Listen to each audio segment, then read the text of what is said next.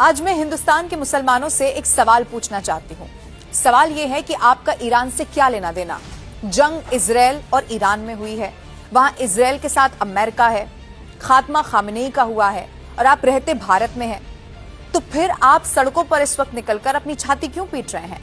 चलो ओके, आप कहते हैं कि वो आपके धर्म गुरु थे, आपके रहबर थे, आपको बहुत बुरा लगा, मान लिया, आप पूरी संवेदना सांत्वना आपके साथ है। लेकिन इससे भी ये कहां जस्टिफाई होता है कि आप हिंदुस्तान की सड़कों पर निकलेंगे, उन सड़कों को जाम कर देंगे, कानून को अपने हाथ में लेंगे और सड़कों पर निकलकर कुछ लोग ये कहेंगे कि हमें हिंदुस्तान से कोई वास्ता नहीं है।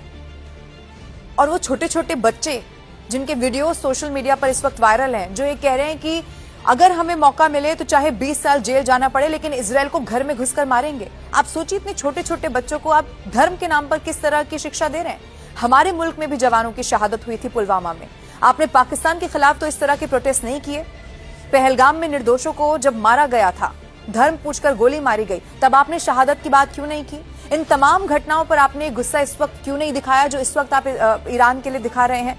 इसीलिए आज आपसे सवाल पूछा जाएगा। अब आपको बहुत तल्ख लग सकता है, लेकिन एक सच्चाई मैं आपके सामने रखती हूँ। ये वो ईरान है जहां का इतिहास ये कहता है कि यहाँ जो इस्लाम है वो अपनाया नहीं गया बल्कि थोपा गया है। इस्लाम से पहले वहां का राजधर्म पारसी होता था।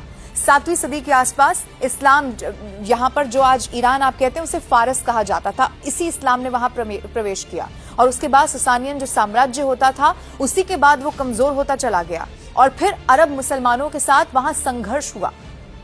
आखिर अरब मुसलमानों ने ईरान पर उसके बाद शासन स्थापित कर लिया और यही वो वक्त था जब ईरान धीरे धीरे इस्लामिक संस्कृति में पूरी तरह तब्दील होता गया।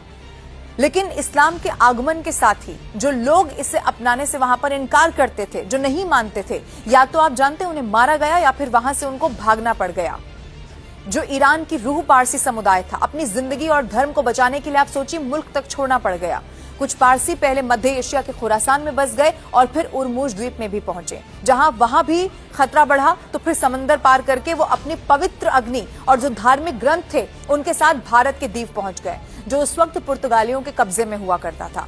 और इसी तरह आप जानते हैं उन्हें अपनी खुद की कंट्री को, अपने मुल्क को, क्योंकि इस्लाम थोपा गया, उनको छोड़ना पड़ गया। और यही वो महिलाएं हैं जो अलग अलग देशों में बसी हैं, आज सड़कों पर नाच गाकर खुशियां मना रही हैं जब ये खबर आई कि खामनेई को मार दिया गया। इसीलिए मेरा सुझाव उन लोगों को है और खासतौर पर उन महिलाओं को जो ज़बानी एक बार उनको सुन लेना चाहिए कि इस इस्लामिक शासन की वजह से वो महिलाएं जो प्रताड़ित हुई, जिन पर पाबंदियां लगाई गई, उन्होंने क्या क्या उस वक्त झेला।